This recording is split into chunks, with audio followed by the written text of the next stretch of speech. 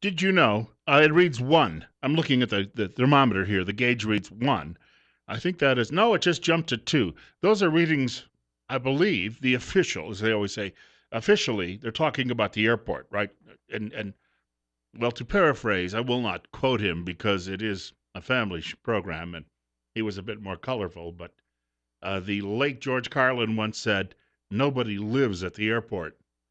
If you were out driving around yesterday, one of my coworkers came walking in. Now, if you had been looking at about noon at the reading from the airport, let's say online, it would have said it was 12, 13 degrees. She came in and said, "I've been walking downtown on business," and she said, "My feet are frozen. They're like ice blocks." She came walking in the door and told us that her thermometer on her dashboard read 6.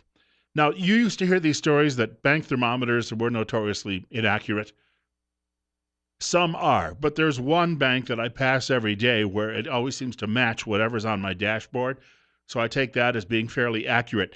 I had to do some shopping after I left work yesterday, and driving home about 1:30 in the afternoon, my thermometer read 9. But that's cold, but it will warm up over the next few days. It'll probably feel downright balmy the first day we get into about 35-degree weather. People will be, kicking off their shoes, walking barefoot as soon as the snow melts, and doing all of those things just so they can get out and enjoy it a little bit. Steve Millington is going to come up on board with us in about 25 minutes. Steve is going to be here between 8:30 and 9 o'clock. And then here's a special treat if you really like the fact that Steve is often very outspoken and he is very, how shall we put it, blunt when he talks. He is going to be sitting here in this chair for the next couple of weeks while I take some time to get settled in. I have a shipment of things coming. As of today, my old house in Delaware, which is yet to sell. This is one of those things.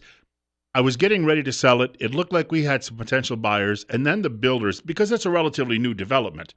My house is just a little over 2 years old. It was new construction in 2013. The developer suddenly decided to build more of the models that I lived in and drop the price. So the price that I was asking suddenly became higher than what someone could get a new model for. All of this came about in just a short while, and now I had to make a decision. What do I do? Well, I rented the house out, so the new tenants are moving in today. That meant that on Friday last week, I had to have everything that I owned picked up and shipped out. And that means spare clothes, and that means some furnishings, and just some other odds and ends. So those are on their way. We don't know exactly when they're going to arrive, though, in Idaho. So I have to be ready and available. I have to get a storage unit together, and I have to be ready and available so when the truck arrives, I can race over there, open up the storage unit, get everything put away, and then finally call it a day. And so I'm taking a good 2 weeks because I simply don't know when that truck's going to be pulling into town. And I had to burn the vacation time up, too. I guess that might be the other part of that. 9 minutes after 8 o'clock, Bill Colley with you this morning on Top Story on News Radio 1310, KLIX, newsradio1310.com. Now, since I'll be away for 2 weeks, and then I won't really be back here for very long before the end of the new year, I want you to mark this on your calendar today. People say that those of us who are in right-of-center talk radio never have anything good to say about Democrats, which it's very difficult to find anything good to say about them. However, mark this day down, store it in your memory banks. Washington Free Beacon, Obama signs law with pro-gun provisions. A tip of the hat, and a rare one, for President Barack Obama. In the lead-up to the Thanksgiving weekend, the president signed a bill into law which includes a number of provisions backed by gun rights advocates. On Wednesday, the National Defense Authorization Act became law. Among the provisions in the act are several gun-related measures the National Rifle Association championed. The most significant of those provisions requires the Secretary of Defense establish a process to allow service members to carry firearms at military bases, reserve centers, and recruiting centers. A long time coming. This goes all the way back to the Clinton era. Clinton decided, well, remember, he loathed the military. The military pretty much felt the same way about him, so he had people disarmed on bases. And that's why we had Fort Hood during the early days of the Obama administration, once called workplace violence. Speaking of that, how do you define one shooting is terrorism and another is workplace violence? A couple of questions being raised by some writers this morning. It's 8:11. Bill Colley with you this morning. We're at a balmy 2 degrees right now here in Twin Falls. I've got this from Eric Erickson. The most surprising thing about the Colorado Springs shooting, because all of the lefties out there are getting their mass emails, their email blasts from Debbie Wasserman Test, or Schultz, excuse me, and they're all being told, call the radio station and say it's terrorism. So then all of these inarticulate people call up and click. Not that we've ever experienced that here before. The writer says, there is one thing surprising about the Colorado Springs shooting at the Planned Parenthood clinic. It is that it is a rare event. According to NARAL, there have been 8 people killed and 17 injured in attacks on American abortion providers in 25 years, and they have been getting rarer. This is only the second such killing after the 2009 murder of George Tiller in this century. In Chicago alone over Thanksgiving weekend, there were 8 people killed and 20 wounded.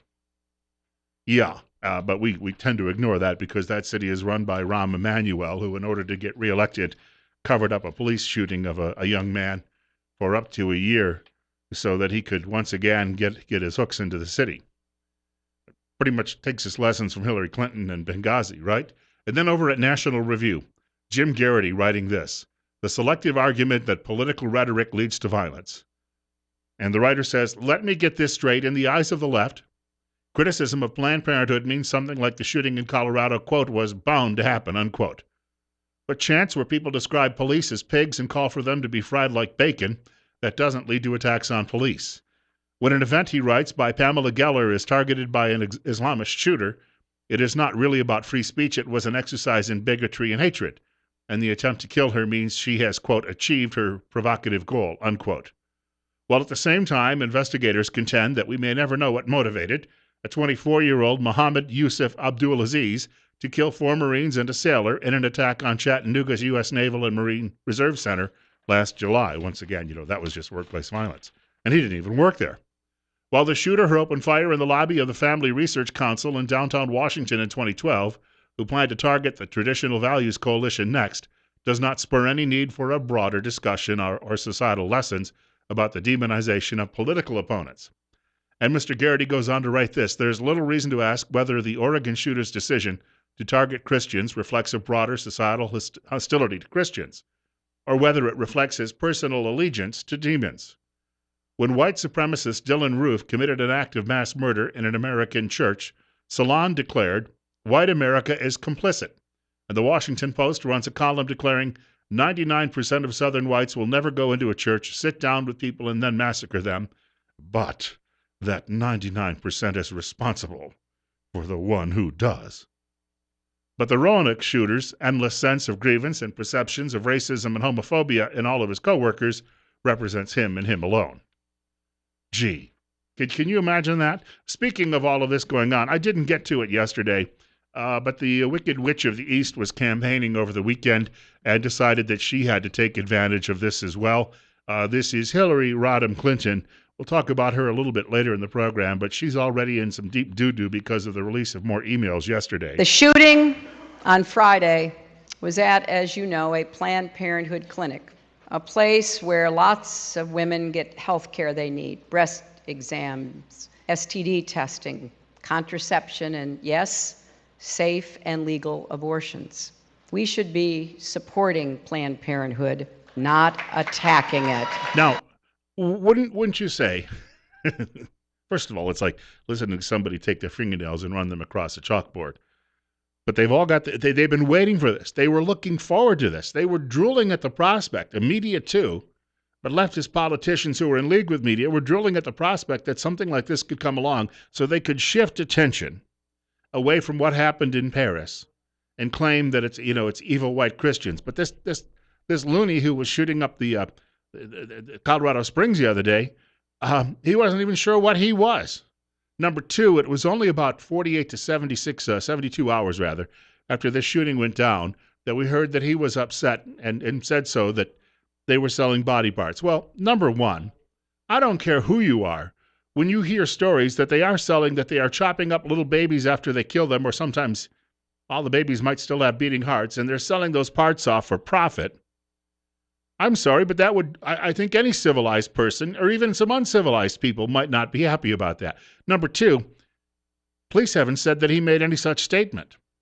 So we're getting this.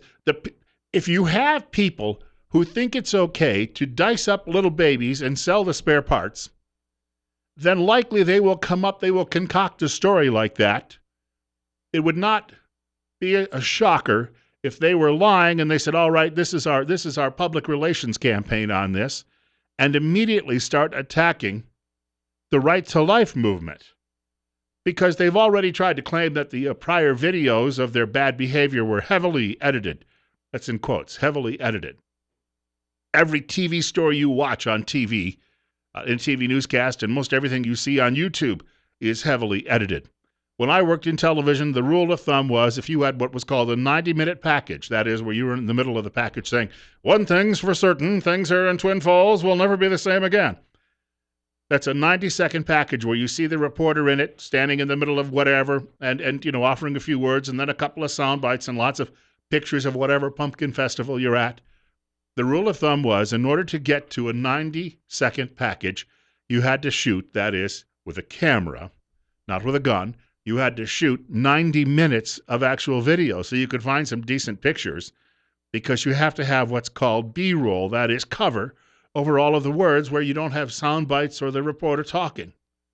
And people have to go to the bathroom now and then, and people sometimes have, other issues that come up, coughing fits and the like. So yes, videos are edited. So when you realize the extent that Planned Parenthood has gone to cover up its own perfidy, its own evil, and the dicing up and selling of babies and their body parts, I wouldn't put it past those clowns to turn around and now claim, well, the guy said he was upset about us doing that. Well, even though he is abnormal, he might, just like a lot of normal people, be upset about it. But it may have nothing to do with his motives. And all we know right now is that he was politically unaffiliated and registered to vote as a woman. Need we say anything more? I mean, this guy, we shouldn't mock what happened. But you know what? He'd walked in there with a stick and beat people and thought that was actually a gun. He appears to be that far off the deep end. We've got more on the way. Bill Colley with you this morning on Top Story on News Radio 1310 KLIX and newsradio1310.com. Do want to remind you about our good friends at Tint Lady. We've been telling you that the UV rays that come from the sunshine can damage things like furnishings in your home, can bleach those out. You really don't want that happening. You'd like to save a lot of those things because replacing them can be expensive. Window tints for your home, your office, or your automobile, they will protect those things, and you can get a free estimate. We recommend you call Tint Lady at 736-8469 or go online, tintladyidaho.com. Now, this is a company locally owned. It's been in business a quarter century in the area. 1887 Highland Avenue East in Twin Falls, open Monday through Friday, 9 a.m. to 5 p.m., Saturday by appointment only. And remember, don't squint, get tint. Hey, we've got more coming up in just a couple of minutes. I've got a lot to talk about this morning. Also, Steve Millington will be joining us. I want to talk as well before the end of the show about the climate conference in Paris. Did you know what it's costing the president to ride around in his motorcade there and just how much his carbon footprint is? Yeah, he should have stayed home.